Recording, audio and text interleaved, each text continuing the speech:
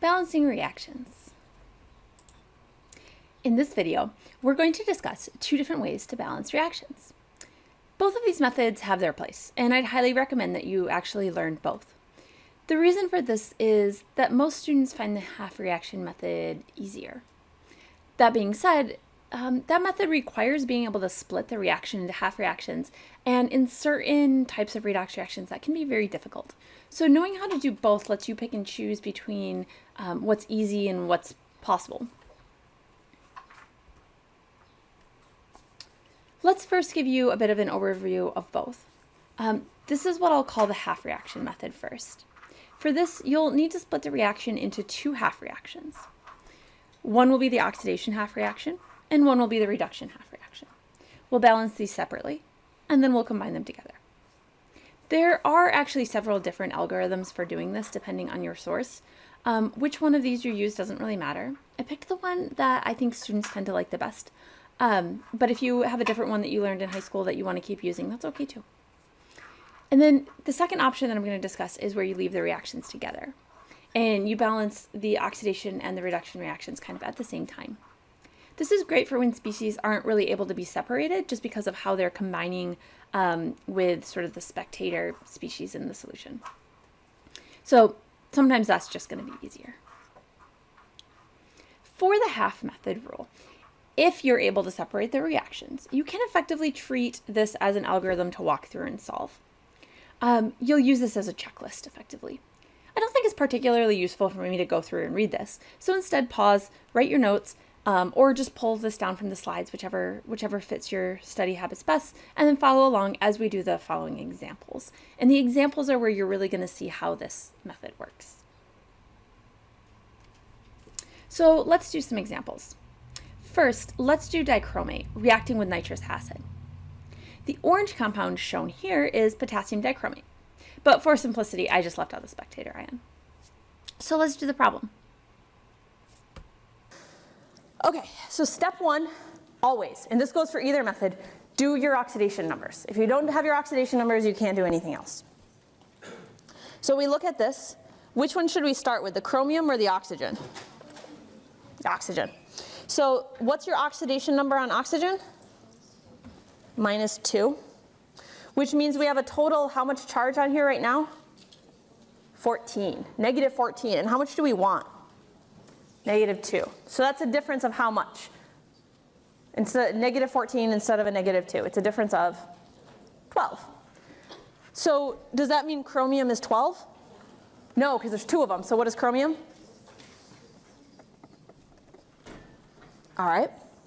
Next one. What is hydrogen? Not a trick question. What's hydrogen? This one. What is oxygen?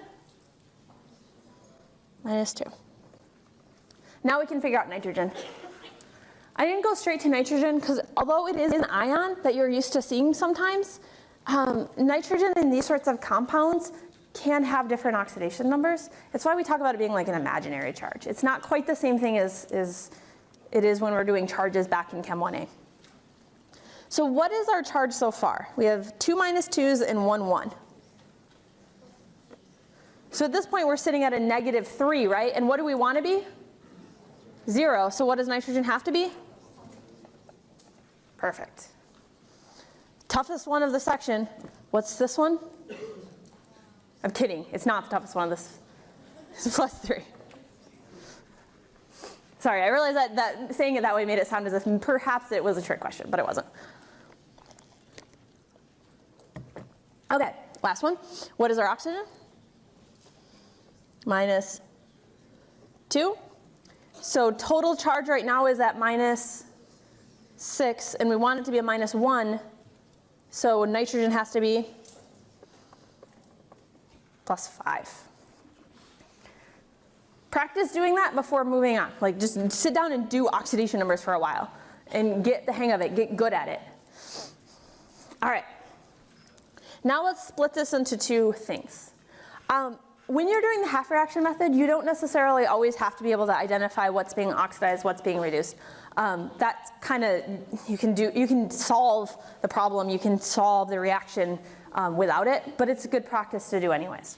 So let's look at this. Which one is being reduced? Which one is going down in charge? Well, chromium's going from a 6 to a 3. Oxygen never really changes in this case. Nitrogen is going from a 3 to a 5. So which one's going down in charge? Chromium.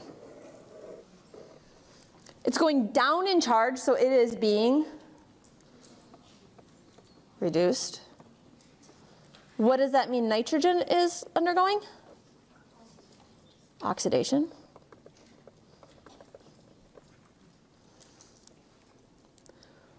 What is your oxidizing agent?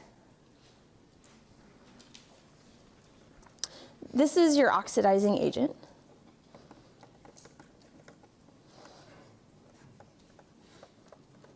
This is one of those small semantic details, but it's probably worth noting it. Generally, when we talk about what is being oxidized or reduced, we talk about the actual atom. We say, in this case, chromium. Chromium is being reduced. When we talk about the agent, we generally will talk about the whole thing. And again, that just comes out of why we need those words to begin with. So we usually would say the oxidizing agent is this whole Cr2O7. Okay, so this is oxidation, so this is our reducing agent. All right, again, for the half reaction method, we don't necessarily require that. Good practice to do anyways, though. Now comes the part where we split it into half reactions, okay? So we'll split the two. We put chromate over here. I don't know why I'm writing in pink. That's a bit much. Sorry.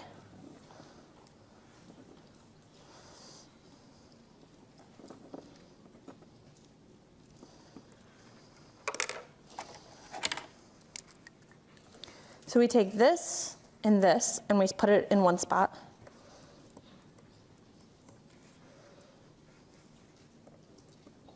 And then we take this and put it over here. And we treat them separately.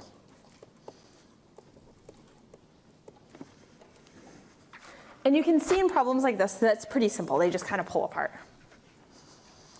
Now we go through the steps for each one.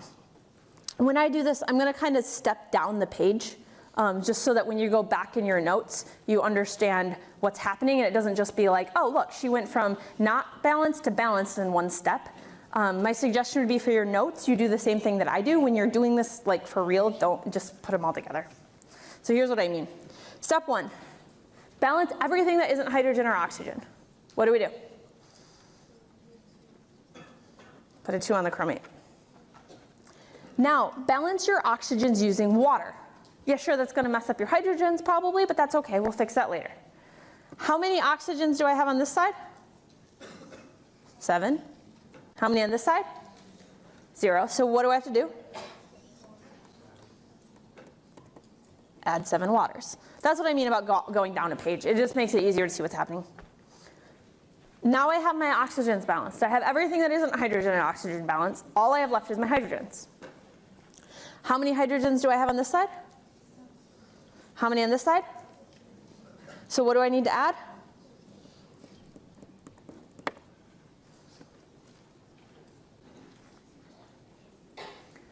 Okay, so now all of my elements are balanced. Now the only thing that's left is my charges. So you add up your charges on each side. The nice part is that you know that the oxidation numbers of all the elements within a compound add up to be the oxidation number on the total compound. So all you have to do is look at the difference between this and this when accounting for the 2 here. So what is my total charge on my reactant side? Just -2. What is my total charge on this side? It's +6. So overall, what is my total charge difference? Oh, I'm sorry, don't forget this. What is my total charge over here?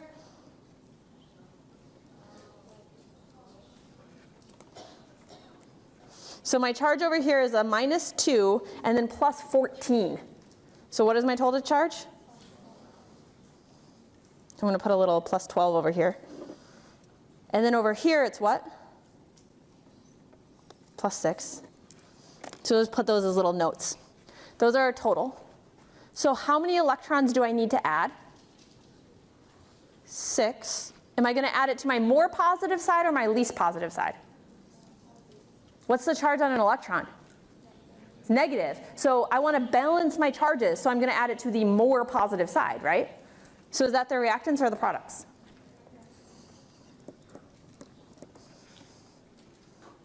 Okay. Now, in this case, I'm going to do a quick rewrite, because doing this like this means it's kind of messy. So I'm just going to rewrite everything.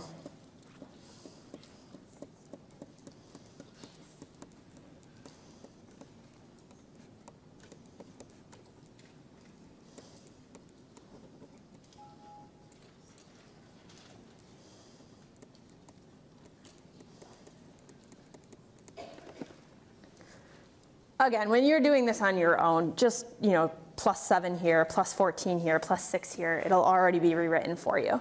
It's just, this is a little easier for note taking. Okay, now we do the exact same thing on the other side. We balance everything that isn't hydrogen and oxygen. Done. We balance our oxygens using water. So how many waters do I need to add? Just one. To what side?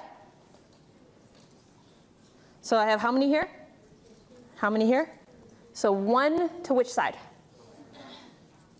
Reactants, right? Because I need to get it up to 3.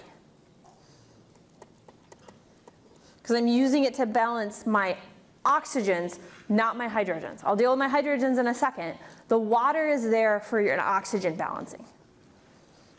Now that I've balanced my oxygens, now I can worry about my hydrogens. So how many hydrogens do I have on this side?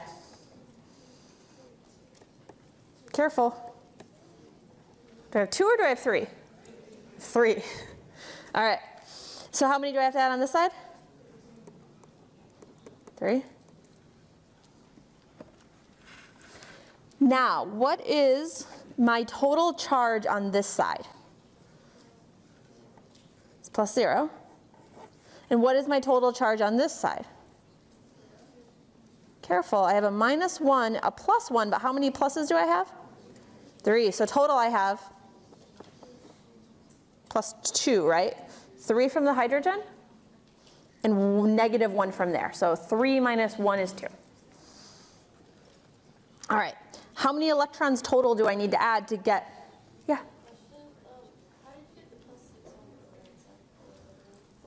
Oh, over here? So over here, so let's kind of erase this for a second.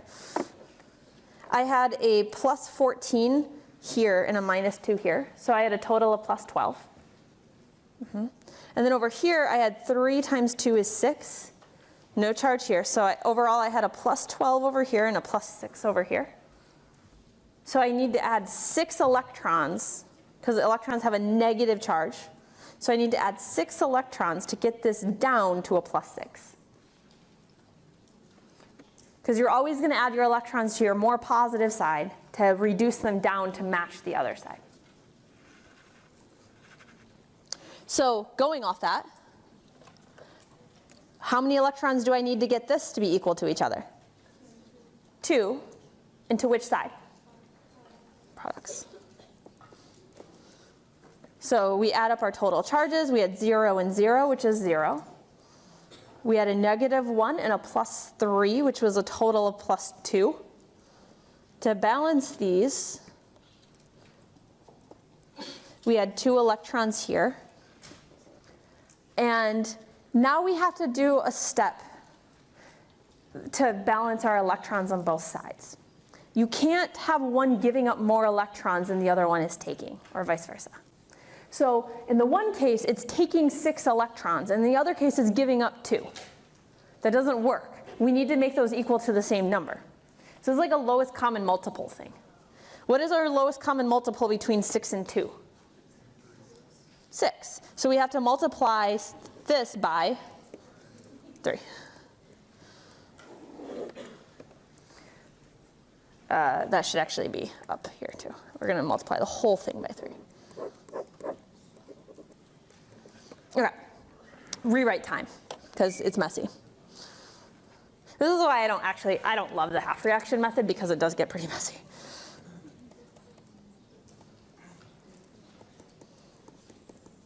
So I'm just rewriting everything in a nice, neat way. Multiplying everything out.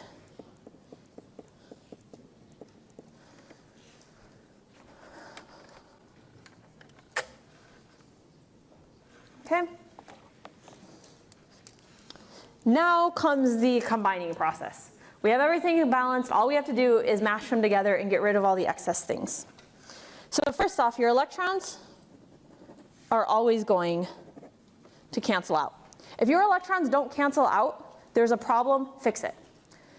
On these, and I say this and people don't generally tend to listen to me, if I ask you for a fully balanced redox reaction, and there's electrons in your final answer, you don't get partial credit, even if everything else is right. If you have an electron in your final answer, that shows that you're fundamentally missing something about electrochemistry. The idea that if you give some electrons away, the other ones have to take it up. There's something wrong, not just in the balancing, but in your understanding of what is happening. Make sure that doesn't happen. If it happens, that just means that something's messed up. Go back and fix it, figure out what you did wrong, and move on. But there should never ever be electrons in your final fully balanced reaction. Half reactions will have them. Half reactions will definitely have them. Full reactions will not. Okay, so that takes care of the electrons. Now let's look at our hydrogens. Normally your hydrogens will have some crossing off too. So we have 9 on our product side here. We have 14 on our reactant side here. So these go away, and that becomes a 5. Okay? If you are more comfortable combining them into one reaction first and then doing the canceling out, do that. It doesn't matter which direction you do it in. I like doing this way. I like canceling it out before combining it. It causes less writing. Here we have 7 waters on our product side. We have 3 waters on our reactant side. These go away, and this becomes a, what does this become? 4. Making sure you guys are still with me. Okay, so hydrogens, waters, OHs if we need them, but we didn't really use them here. Those are your main things to check. And at that point, we're probably all right. Now we rewrite everything.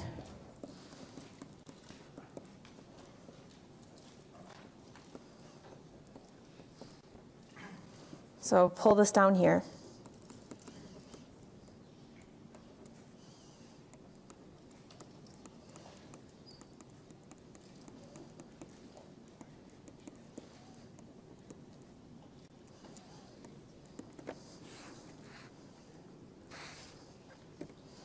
So quick go back, check everything, say okay, we got it, make sure everything makes sense, make sure there's nothing like, double check your waters, make sure you don't have waters on both sides, make sure you don't have hydrogens on both sides, and we should be all set.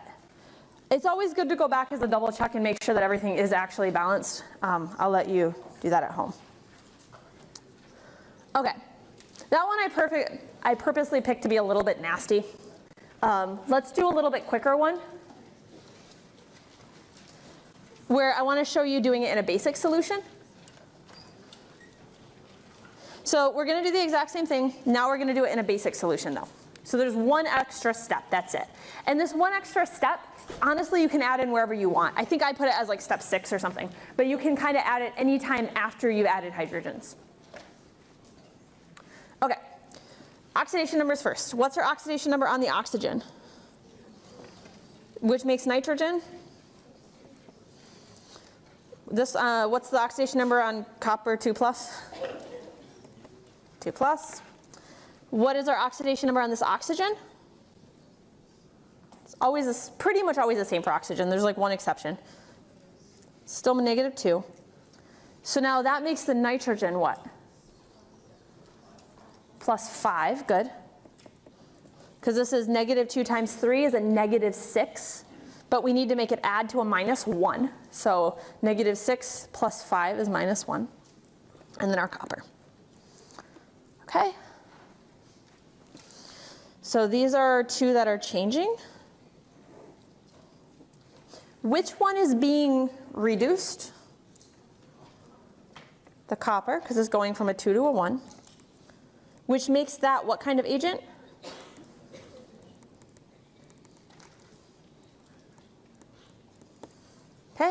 So what does that mean is happening to nitrogen? It is being oxidized, which makes it the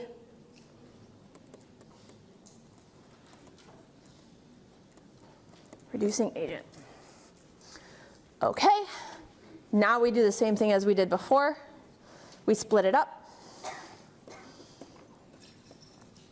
I'm going to go through this one a little bit quicker. It's also just an easier problem. So let's start with the copper this time, because it's simpler. Balance everything that isn't hydrogen and oxygen. Done. Balance oxygens with water. Done. Balance hydrogens with hydrogen. Done. Add OHs as necessary. Done. Electrons. What do we have to do for electrons? Yeah, we have to add 1 electron. All right, that was nice. Okay, let's do the other one.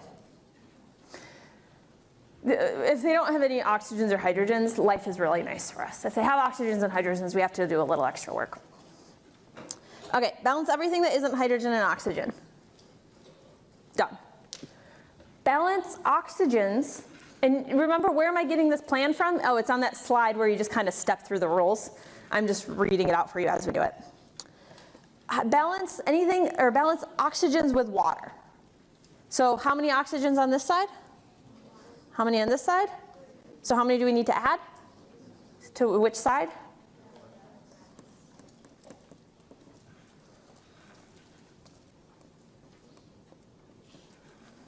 Okay. Balance hydrogens using H+. So how many hydrogens on this side? 4. How many on this side? How many on this side? None. So how many do we need to add? But this is a basic solution. We can't have hydrogens floating around in a basic solution. So we do a step where we add in hydroxides. And we're adding in OHs, so if we don't add it to both sides, it's going to screw up both our oxygens and our hydroxides. So we add them to both sides. You can do this at any step. A lot of times it's really nice to do it after you've actually combined everything together. In this case, because this reaction isn't going to actually do much, I'm going to add it here. So I have 4 hydrogens. I don't want any hydrogens left over, so I'm going to add 4 hydroxides. Okay? Because what does this turn into? If I have 4 H pluses and 4 OH minuses, what does that actually turn into? 4 H2Os. Now, if I add 4 hydroxides to this side, I have to add it to this side. Otherwise, my balancing is going to get all messed up. So you add it to both sides. And then do a rewrite.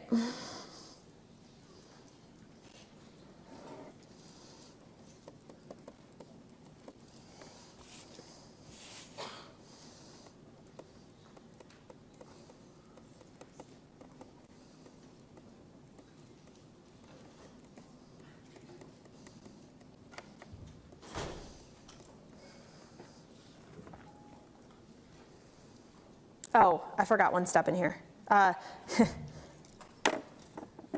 No one sees that. All right, now we do charges. On this side, what is my total charge between all of this? I have 0 here, 0 here, and 4 minus over here. Yeah? 4 minus over here. Over here, I have plus 4 minus 4. Those cancel out. And then what do I have right here? A minus 1. So overall, I have a minus 1 on one side and a minus 4 on the other. So how many electrons do I have to add? 3.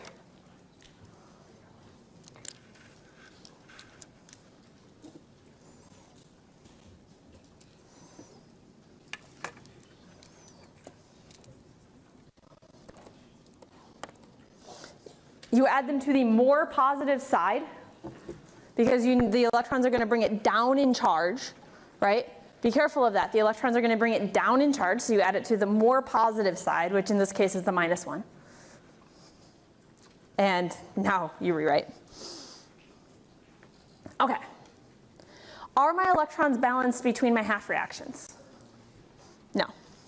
So what do I have to do over here? I just have to multiply by 3.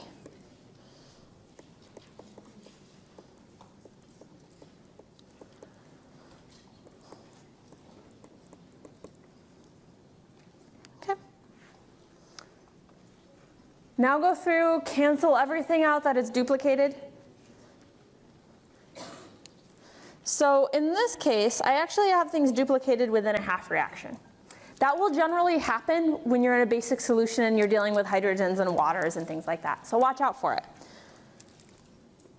These go away, and this turns into a 2. Other than that, I don't have anything else to cancel because there's no hydroxides over here. There's no, oh well, okay, there's always electrons, so we'll cancel our electrons. But there's no hydroxides and there's no water over here, so we're done. We just have to rewrite.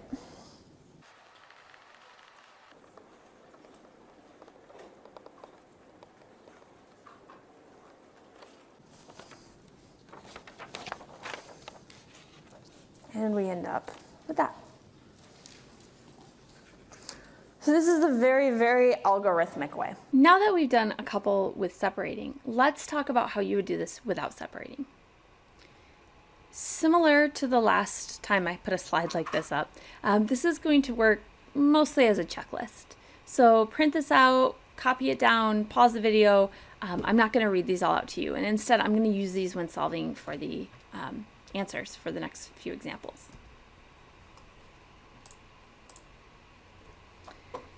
So I have 2 examples. The first one, you can see that we actually could easily separate this out, but I want to show you how this works on a simple reaction so that you don't get the impression that the leaving it together method is harder simply because we happen to be using it on harder reactions.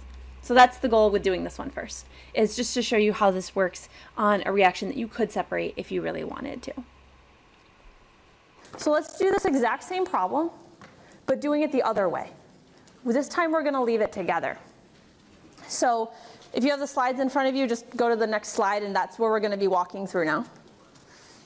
And I decided to do it on the exact same problem so that you would see exactly how much work each one is, exactly which way is your favorite. Okay? So the oxidation numbers are going to be the same. So for the sake of time, I'm just going to rewrite them.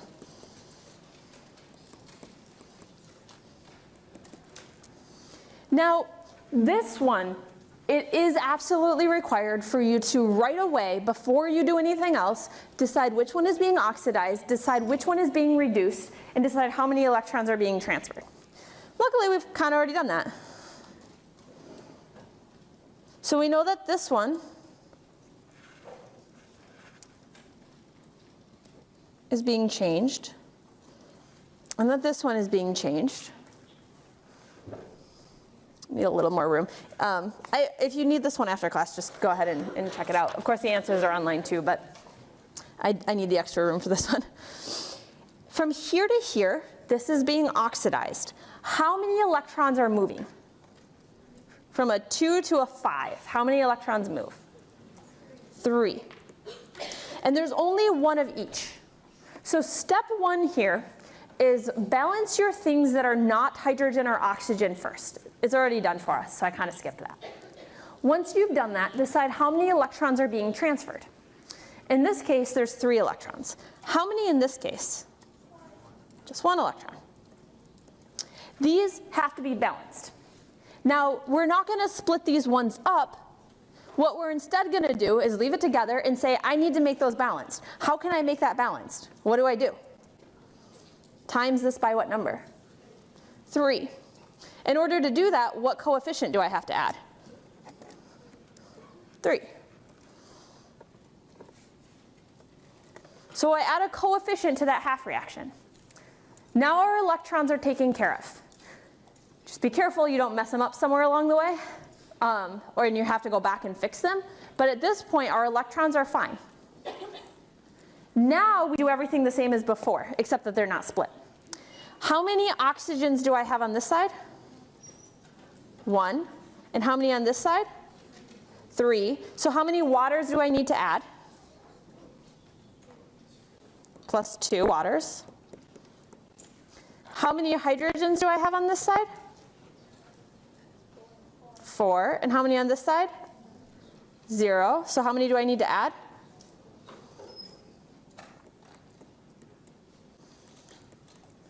We need to get rid of the hydrogens by using hydroxides, so what do? Plus 4 hydroxides, plus 4 hydroxides, and then we are done. We need to do a quick rewrite, but at this point there won't be anything to cancel. There won't be anything to really deal with in any way except for our waters, okay? We will have to deal with our waters because we did it in a basic solution. So I'm going to finish writing this if you want to stick around and watch me write it. If you need to go to class, I totally get it. So I'll start here next time.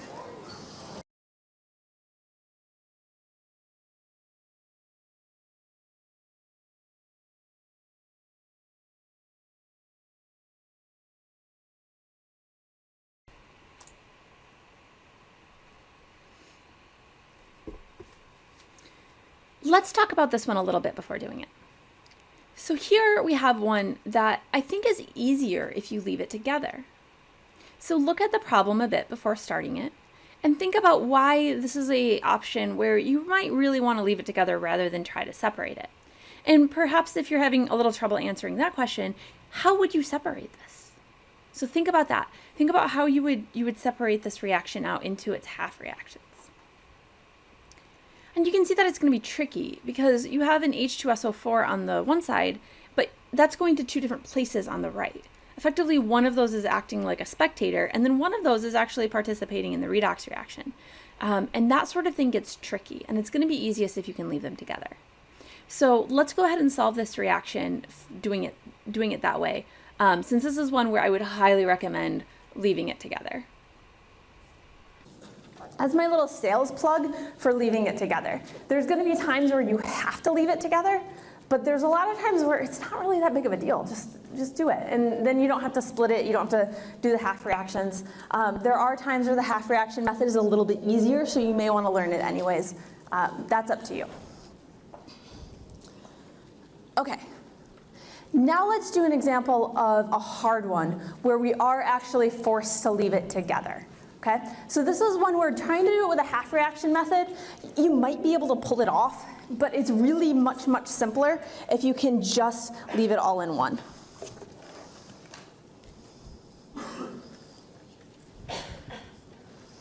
Okay, first step, we always go through, for no matter what, we always go through and do our oxidation numbers. So here we have silver in its natural elemental form, so what is it?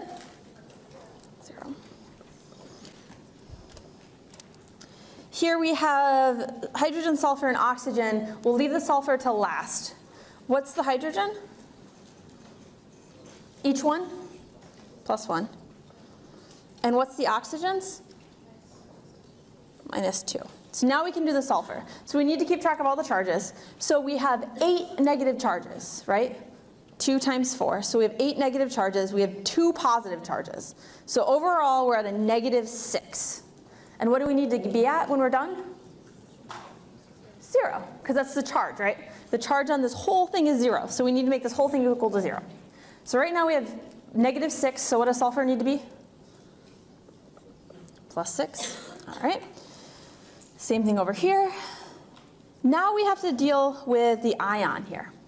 To do this, you really have to almost know what the sulfate ion's charge is. What is sulfate ion's charge as a group? -2. So what does that mean the silver is? +1. You may also have just known that silver was a +1. Sometimes, depending on the ion, you may have to still use the polyatomic ion's charge. This one you would have been okay. Oxygen is still, what is oxygen? Still -2. So now we look at this, we have a -8. We have a +2. So what is the sulfur here? It's still +6. And I'll give you a hint. If you have the ion like this, like a polyatomic ion, and the whole polyatomic ion doesn't change, your oxidation numbers aren't going to either. Okay, now this one. Our oxygen's a -2 again. What does that make this sulfur? Plus 4, right? Because there's 2. Good. Now, hopefully you can see why maybe we can't split this one. Because we have sulfurs doing 2 things. We have a sulfur going here. Is this sulfur doing anything from an oxidation standpoint or oxidation reduction standpoint? No. But this one is. And then we have our silver going here.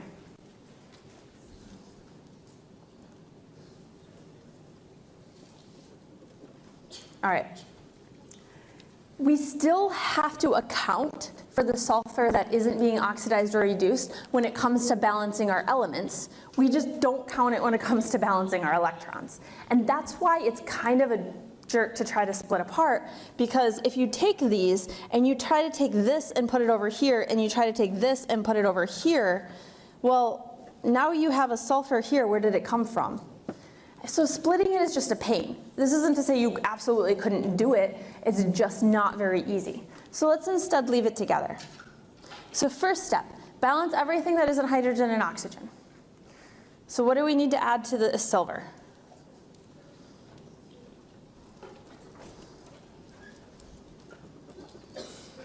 And what do we need to add to the sulfur? How many do I have over here? 2. So what should I put here? 2. Okay.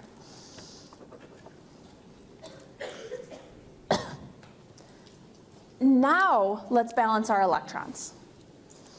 Let's look at our silver first because I think it's a little easier. To go from a 0 to a 1, how many electrons are transferred? 1. And how many times are we doing it? Twice. So we have 2 electrons moving around in that situation. Now let's look at our sulfur. To go from here to here, is any electrons being exchanged? No. What about from here to here? How many? 2. Here's the part that people get a little tripped up on. How many times is it happening? Is it 2? It's 1. Why isn't it 2? You have 2 sulfurs here, but what is one of them doing? One of them is not doing anything. One of them is just staying as a sulfate. But one of them is going to the sulfur dioxide, right? So one's staying the same, one is changing. And so the one that's staying the same doesn't matter here. So it's just times 1. Okay. So now we balance our electrons. Well, that's convenient. Are they already balanced? Yeah, all done. So our electrons are all taken care of already. Those happen to work out nice for us. All right. So we'll just do a little check. The electrons are balanced. Just for the sake of notes later on. All right. Now we're back to waters to balance oxygen, hydrogens to balance hydrogen, and if needed, hydroxides. So we look at this whole thing. We have 8 waters over here. We have 8 oxygens over here. We have 4, 5, 6 over here. So what do we need to do? How many? 2 waters. Now we look at our hydrogens. We have how many over here? 4. And how many over here? 4. So do we need to do anything with hydrogens? Nope. Okay. And now, because of the way I wrote this, I do have to rewrite it. If you were doing this otherwise, you would have just, put it up here, and you wouldn't have to rewrite.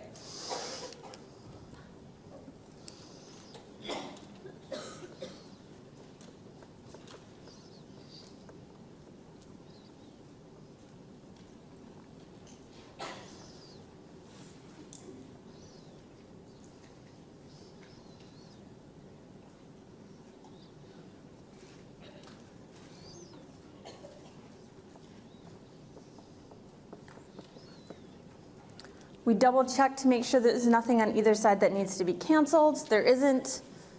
We double check to make sure there's no electrons floating around. There isn't. And so we are all set.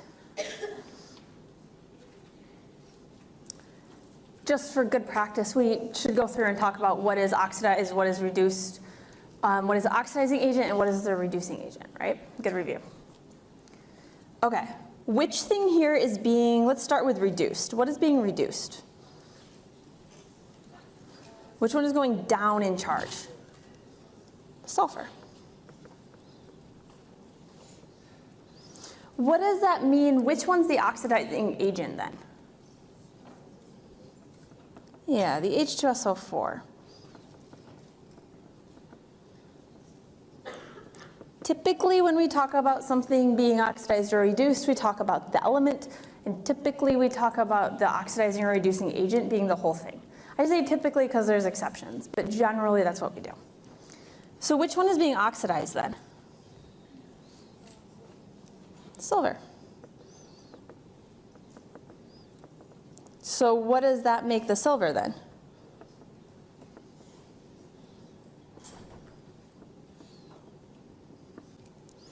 And then one last thing.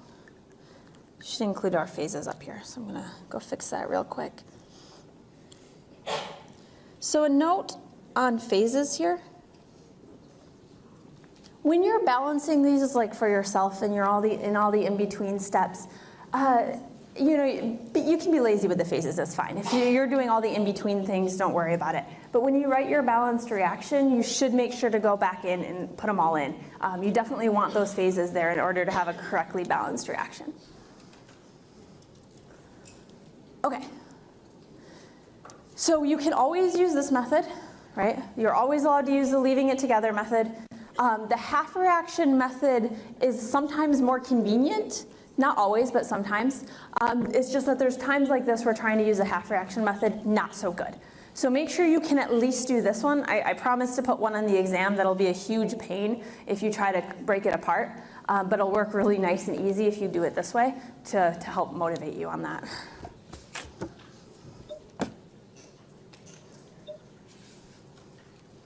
Okay. So I'll do a few more examples of these and put them online. I don't quite have it done yet. I've been working on all the nuclear things. So that'll be up in a couple of days if you want more practice on that. Okay.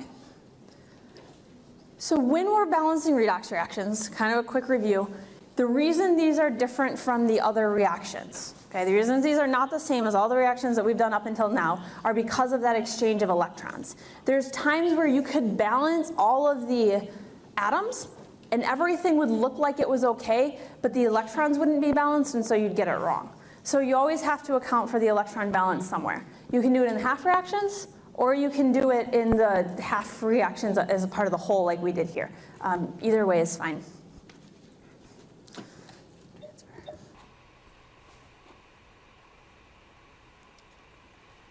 I have a couple more examples for you to try on your own. So give these a shot and see how you do. And then if you need help with them, I will also link in the comments a link to my my lecture capture where I do these out kind of long form in class if you really want to listen to those. But I would really suggest just trying to do it on your own and checking yourself and see how you do. So in review, we balanced redox reactions, and we recognize that now we not only have to balance the actual species, but we have to make sure that the electrons balance too. We can't have an unequal exchange of electrons going on. And sometimes that might mean having not the lowest common ratio of species in order to make sure that the electrons balance. You must have that same number of electrons being transferred from one reaction to another. You can't lose, 3 electrons and gain 2 electrons, pulling one from, the ether somewhere. It needs to all balance out. And then we looked at 2 different methods. We looked at the half reaction method where we split into oxidation and reduction, and then we balance that. And then we also talked about ways of being able to do both at the same time while leaving it all together. And I really, really think that in order to be proficient at balancing reactions, that you should probably learn both. If you are only going to learn one, probably I would learn the leaving it together method way. That one is pretty universal. You can do it for just about anything. The half reaction method can be used for anything. It just gets really kind of tricky if there's not a clear way that you're going to separate it out.